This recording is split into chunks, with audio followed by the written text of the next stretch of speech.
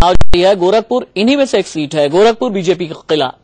यहां से योगी आदित्यनाथ लगातार भगवा परचम को बुलंद किए हुए हैं। आदित्यनाथ से बात की इंडिया न्यूज संवाददाता विपिन चौबे ने।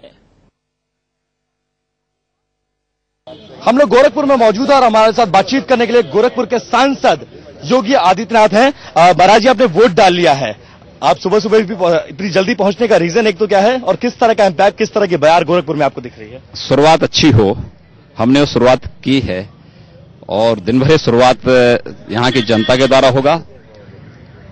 बीजेपी की आंधी में, मोदी जी की आंधी में देश के अंदर कुशासन के नाम पर का जो कचरा था वो उड़ेगा और देश में सुशासन स्थापित होगा, ये मैं मानता हूं। पूर्वांचल में इस बार बड़ा मुद्दा क्या होगा? आपको लगता है कि हर बार आप चुनाव लड़ते आ रहे हैं, 1989 से सीट पर आप लोग का कब्जा है? मेरा मुद्दा साफ है, हिंदुत्व और विकास, इन दो मुद्दों पर मैं चुनाव लड़ता हूं। हम अपनी विचारधारा के प्रति प्रतिबद्ध हैं और साथ साथ यहाँ के डेवलपमेंट के प्रति भी, और दोनों को हम लोग करके दिखाते हैं। सांप्रदायिक शक्तियों की बहुत ज्यादा बात हो रही थी। नरेंद्र मोदी का एक स्टेटमेंट मुझे याद आता है, उन्होंने कहा था कि अगर मैं वाराणसी गया तो वहां के मुसलमानों से मुझे प्यार हो जाएगा। लगता है कि अल्पसंख्यक तबका भी आपके खेमे में आ जाएगा इस बार, जो शायद बीजेपी से अक्सर दूर रहता है? देखिए, मुसलमान जब तक वोट बैंक बना रहेगा तब तक उनकी बदहाली, उनकी गरीबी दूर नहीं होगी। उनको वोट बैंक से ऊपर उठ करके समाज और राष्ट्र के हित में सोचना पड़ेगा और डेवलपमेंट को महत्व देना होगा। चलिए, गोरखपुर की हम बात कर रहे थे। 7 लोकसभा चुनाव से यहां पर भगवा झंडा लहरा रहा है और उग्र हिंदुत्व यहां की पहचान है। मेरे साथ मेरे सहयोगी विपिन चौबे गोरखपुर से लाइव मौजूद हैं। विपिन, मुकाबला है योगी आदित्यनाथ बनाम कांग्रेस के अष्टभुजा तिवारी, बनाम बीएसपी के रामभुआल निषाद, बनाम समाजवादी पार्टी से राजमती निषाद। मैं आपसे समझना, पूछना, जानना ये चाहूंगा, गोरखपुर को जो खिचड़ी संस्कृति है वो गोरखपुर की आत्मा है। गोरखपुर को खिचड़ी बड़ी पसंद है। इस बार गोरखपुर की खिचड़ी में क्या पक रहा है?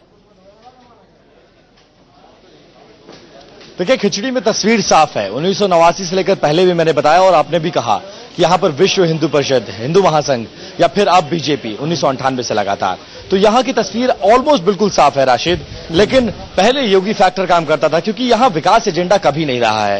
यहां हिंदुत्व एजेंडा रहता है, यहां धर्म, यहां आस्था और यहां पर विश्वास। और सबसे बड़ी बात, नेपाल से सटा हुआ इलाका है, तराई बेल्ट माना जाता है, माओवाद भी कहीं ना कहीं एक मुद्दा होता है। तो इन सबके अलावा एक फैक्टर और जुड़ गया है यहां पर, योगी प्लस मोदी फैक्टर। तस्वीर और साफ हो गई है। हालांकि चुनाव बहुत से लोग लड़ रहे हैं, सब अपनी अपनी जीत की उम्मीद लगाए बैठे हैं, लेकिन तस्वीर बिल्कुल साफ है कि एक बार फिर से शायद ऐसा लगता है कि गोरखपुर में बीजेपी का ही झंडा फहराएगा। लेकिन कोशिश सबकी जारी है, 16 मई को नतीजे साफ कर देंगे, उससे पहले तस्वीर लगभग साफ हो चुकी है।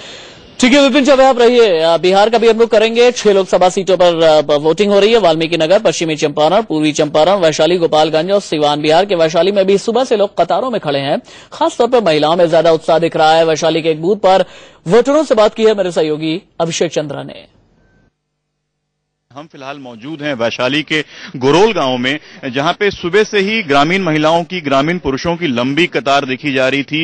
ये उत्साह आमतौर पर शहरों में नहीं देखा जाता। ये ग्रामीण महिलाएं हैं, मजदूर तबके की महिलाएं हैं, मजदूर वर्ग, किसान वर्ग है, जो कि सुबह से ही उत्साहित होकर करके अपने वोट को देने के लिए, अपने अधिकार को प्रयोग करने के लिए अपने पोलिंग स्टेशन पर आ चुका था। गोरोल वैशाली की ये तस्वीरें हम आप तक पहुंचा रहे हैं। लंबी कतारों में लोग यहां पर खड़े हैं, लंबी कतारों में महिलाएं हैं, अपना घर का काम छोड़ करके, अपने बच्चों को घर पर छोड़ करके आई हैं अपने अधिकार का प्रयोग करने के लिए, अपने एक नए और साफ सुथरे छवि के एमपी को चुनने के लिए। हम बात करेंगे 1-2 महिलाओं से, ग्रामीण महिलाओं से, जो कि क्या सोचकर, किन मुद्दों को ध्यान में रख करके वोट कर रही हैं।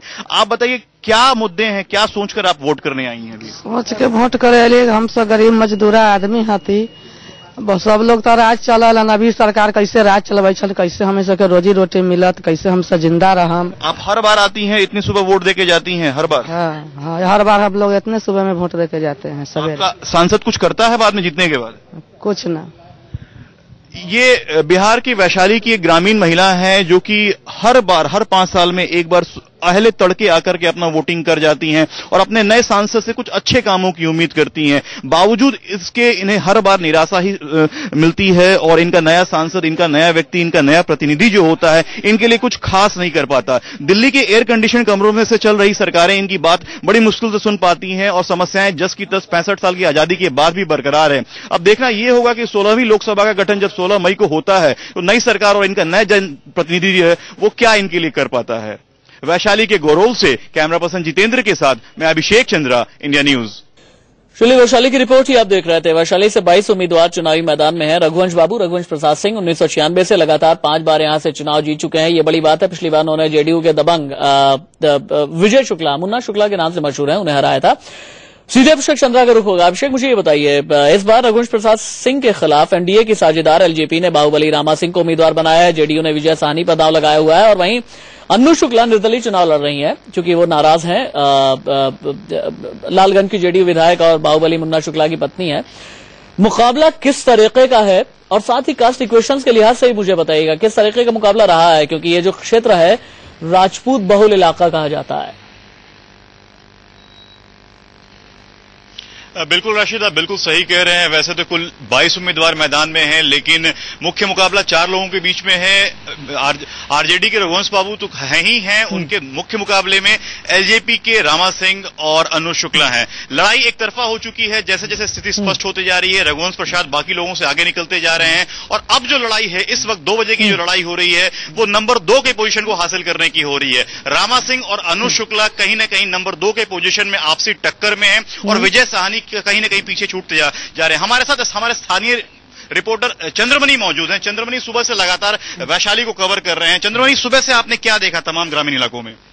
यहाँ पे मतदाता काफी उत्साही है। जो मैंने मतदाताओं से बात किया, उनके अनुसार वह बदलाव की बात कर रहे थे।